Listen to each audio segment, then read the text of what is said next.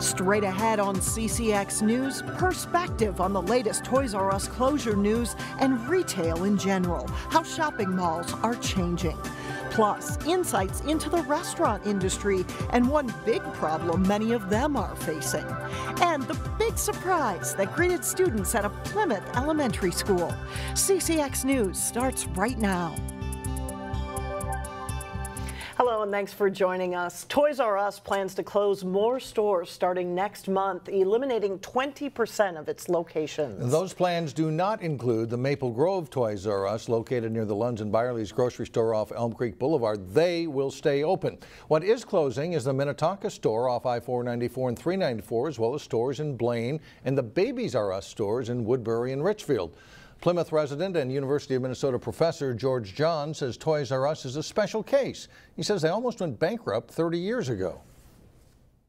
They used to be what are called category killers, odd name. They were supposed to dominate toys, meaning if you wanted toys, the first thing that come to your mind is, oh, Toys R Us, let me go check it out. And nobody dominates like that anymore. And Toys R Us isn't the only retail business in trouble. Malls are also having a hard time getting customers in the door. Online sales are to blame for part of the slump. And Professor John says malls are trying to adapt to consumer demands and trends. So they're all kind of scrambling. You see a lot of our malls now have health clinics in it, and they have swim lessons there, and yoga classes there. They've gone away from all just shopping. Professor John says online sales account for just 10% of all retail. The Maple Grove Toys R Us will soon be one of just 4 locations in Minnesota. The others are Burnsville, Maplewood, that is, and Rochester. Prosecutors in Anoka County have dropped a charge of murder against a Robbinsdale man. 20-year-old Zachary Ahmed was accused in the fatal shooting of a Fridley teenager last July. Authorities had arrested Ahmed after cell phone communications connected to him to the victim over a possible marijuana sale. Ahmed was set to go on trial next week. The Anoka County Attorney's Office tells CCX News that the charge was dropped because there was not sufficient evidence to prove beyond a reasonable doubt. If you drive on Highway 169 during rush hour, especially near the corridors of 494 and 394, you know traffic congestion is an issue. And figuring out ways to reduce that congestion in the Southwest Metro is part of a Highway 169 mobility study that's been going on for more than a year. At issue is whether the addition of bus rapid transit and MinPass express lanes from Shakopee up to Highway 55 could help ease congestion. On Tuesday night, the Plymouth City Council took part in a study session to learn more about the possibilities and how bus rapid transit and MinPass lanes south of Highway 55 could potentially impact commuters in Plymouth and businesses in the city that might want to bring in more workers. The MinPass lanes and the BRT will provide greater connectivity as, we continue to have congestion. So I think that will definitely have an impact, and it'll hopefully help relieve traffic from either Highway 100 or 494 too, that impacts a lot of our residents. The Highway 169 study is in the feasibility stage. No funding has been secured for the possibility of bus rapid transit or MinPass express lanes. This week's massive winter storm has prompted the Brooklyn Park Fire Department to ask people to clear snow away from fire hydrants in their neighborhoods. We just want 3 feet all the way around it. So a real easy way to do it is just kind of arm's length for most people is going to get you right in the ballpark. Open up the front, give us 3 feet all the way around. We can get there, we can mitigate your problem much, much quicker, save life, save property, and that's what it's all about in the end. Fire officials say that when a hydrant is covered with snow and ice, it can take firefighters up to 6 minutes to dig out the fire hydrant themselves and connect to the water supply. Now they're asking residents to adopt a hydrant and help them with this task. As an extra incentive, the city has launched a contest where they're encouraging people to temporarily dress up their adopted hydrant with fun costumes and then, of course, post the photos on social media. It's a lot of fun, especially for the kids, so they get to get out and play in the snow, shovel around in the snow, dress up their hydrant, be their favorite characters, things like that. And it's also getting the local schools involved as well.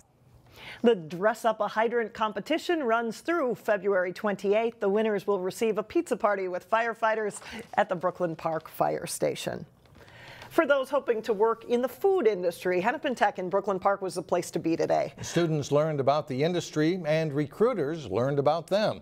But as Eric Nelson reports, we also learned more about an issue facing many restaurants. There's a tremendous opportunity for students that want to go into that industry and become employed part-time or full-time. Things were cooking today at Hennepin Tech's Culinary Career Fair. What position, what are you looking for right now? Students got the chance to meet and mingle with people in the food industry. This is a chance for them to see students that are up and coming that are going into the industry as a career. Students coming to Hennepin Technical College are focused on having a culinary career for the rest of their life. Our company is growing nationwide. The event showcased the profession to students who are hungry to get into the culinary field. It's definitely a good way to network. Yeah, it is. I managed to get a few starches in some kitchens because of this when I was in my first semester of this last year. I think it's about being able to be part of something unique. And food and beverage is very unique. There is plenty of opportunity for those who want a culinary career. There's a terrible chef shortage. Well, guys, it's not an easy job, I can tell you that. Instead of too many cooks in the kitchen, there aren't enough cooks in the kitchen. This industry's got shortage. Why? Because there is a lot of needs in the operation. One message recruiters tried to get out is that becoming a chef is just one of many career paths in the business. There's sales opportunities, there's retail opportunities, there's restaurant opportunities, there's catering businesses, food trucks, management. When you boil it down, the industry needs young talent and the students want jobs. You've got to be willing to put in work, and you've got to be able to put in extra work and extra hours and sometimes do free work. To be able to go inside the school and try to drag some internship with us, that would be a fantastic thing. In Brooklyn Park, I'm Eric Nelson, CCX News. There were restaurant representatives from all across the northwest suburbs at the career fair, including Nonna Rosa's in Robbinsdale and Cafe Zupa's. Well, students were in for a big surprise this morning at Zachary Lane Elementary in Plymouth.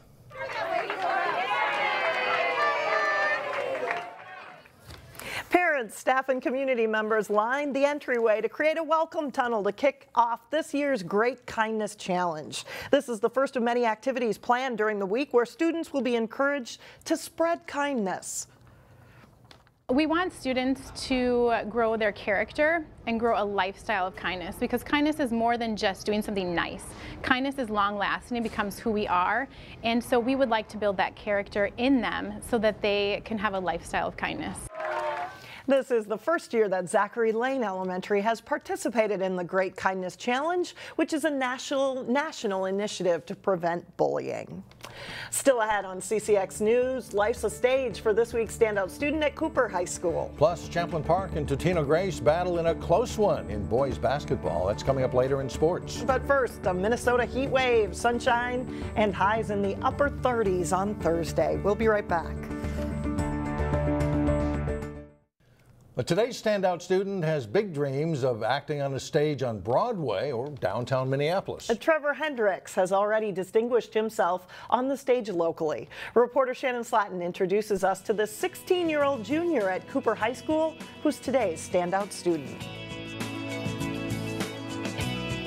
From a lovable cast member in Annie Jr. Starring your old softie, Birdfield. To a character you grow to love. You should have been in the West Wing. Trevor Hendrix aims to nail a performance every time. He's one of those students that never likes to make a mistake, no matter what. So perfection is always what he's aiming for. Trevor has been acting and performing since 3rd grade. My mom wanted me to audition for a production of Music Man at a local theater, and I did it, and I fell in love with theater, and I've been doing it ever since. Recently, he's performed with Stages Theater Company, and he brings that experience back to the stage at Cooper High School. It's our environment that much more rich because of what he's able to bring to it from his outside experiences. Beaver, would you pipe down? You're making me nervous. Trevor is a regular in Cooper Productions, and he's also captain of the improv troupe. What's cool about Trevor is that he'll try a bunch of different things on stage, and we'll go, Trevor, no, not working so much. He'll go, okay, let me try this. Trevor, try this instead. Okay, let me try, I'll try this. Can I try this? And he'll always ask. He's a questioner and a processor. That extends to his performance in the classroom too. Trevor is in National Honor Society, jazz band, and chamber singers. I am a very busy guy. That he is, yet Trevor juggles it all with precision and grace that will serve him well on the stage and in life. He's a quirky, intelligent, academic, talented, great member of this community. He is Cooper and is what makes Cooper so special. In New Hope, Shannon Slatton, CCX News. And you can look for Trevor in the winter musical at Cooper High School. He will be playing Gomez Addams in The Addams Family, and the show is in late February. A regional win in St. Paul this weekend landed a Wayzata High School group in the National Science Bowl. 5 students are getting ready for the competition in Washington, D.C. They are Jeffrey Chen, Matthew Pilju-Jian, Aniket Bolero, Tommy Myers, and Ayush Gupta.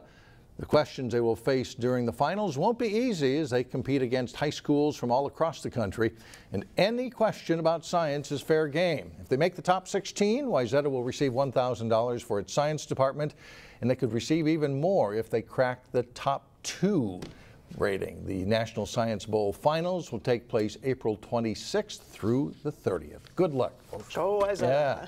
Still ahead, bathrooms so ugly they may just win you a prize. But first, it's a low-scoring contest as Benilde St. Margaret's takes on Bloomington Jefferson in boys hockey. John Jacobson has the highlights coming up next.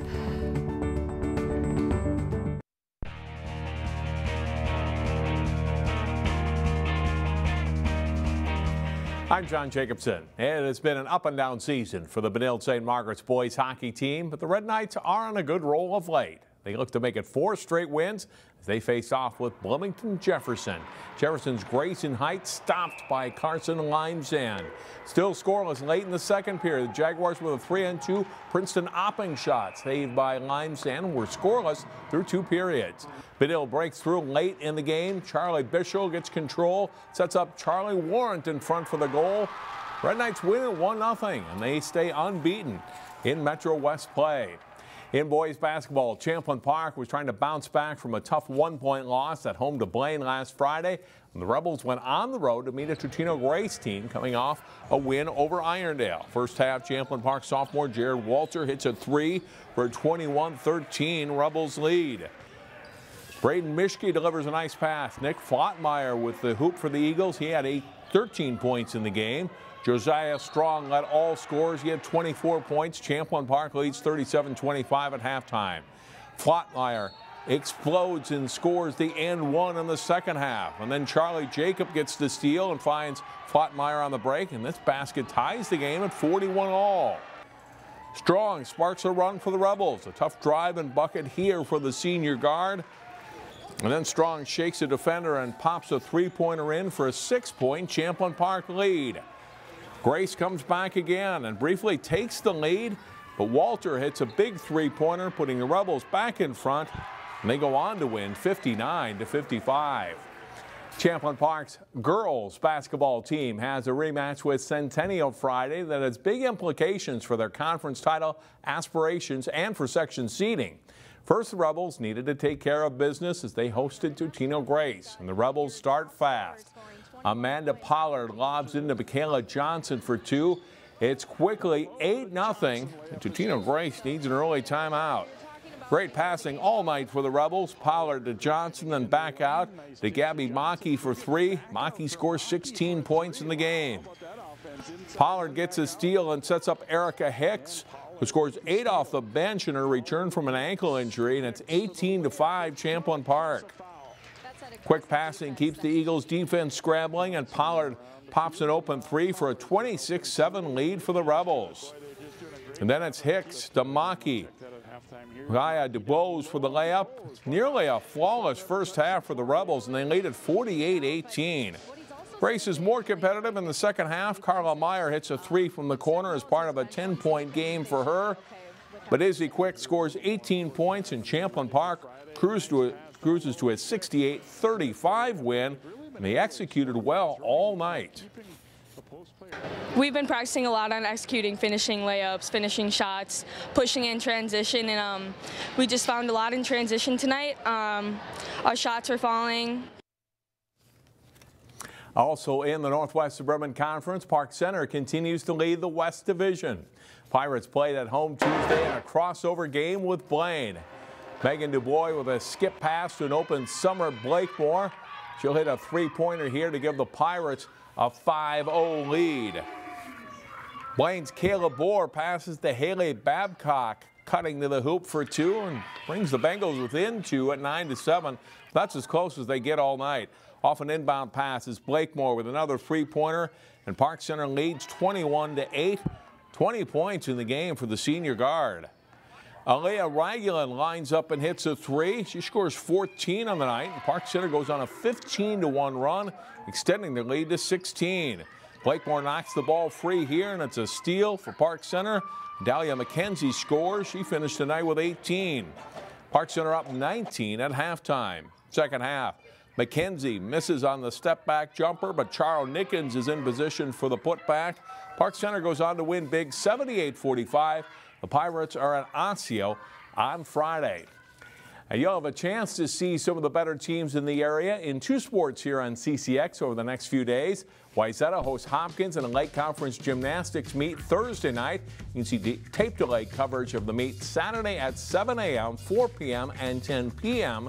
And then Friday night, it's boys basketball rematch as Park Center hosts Osseo. Osseo won the first meeting in overtime. Watch that game live Friday night at 7 o'clock or catch the replay Saturday night at 7. That's all for sports. Alex and Mike, back to you. All right, thanks a lot, John. Up next, a room in your house that is screaming for a remodel. The ugliest rooms of the ugly when we come back.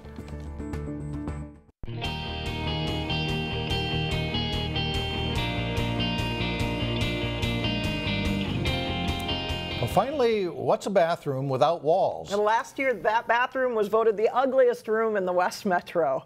This basement bathroom won the prize last year for Operation Rescue Room. The owners received $1,000 to help pay for remodeling. It's all part of the West Metro Home Remodeling Fair, which is sponsored by Golden Valley, Hopkins, St. Louis Park, and Minnetonka. The remodeling fair is set for February 11th, but if you have an ugly room, enter it. The deadline, email your entry, is Monday on February 5th. And by the way, last year's winners did a major upgrade on that bathroom basement. Voila! It has new everything. And most importantly, of course, walls. To enter, you do need a photo and a brief description of your intended project. That's complete makeover. That's yes. night and day right there, isn't it nice? And I think if you go to the remodeling fair, you are the people that vote. Oh, okay. The attendees vote on the worst, ugliest room. Yeah. There you go. Good luck. And that's all the news for us. Thanks so much for joining us. And we'll see you back here again Thursday, starting at 4.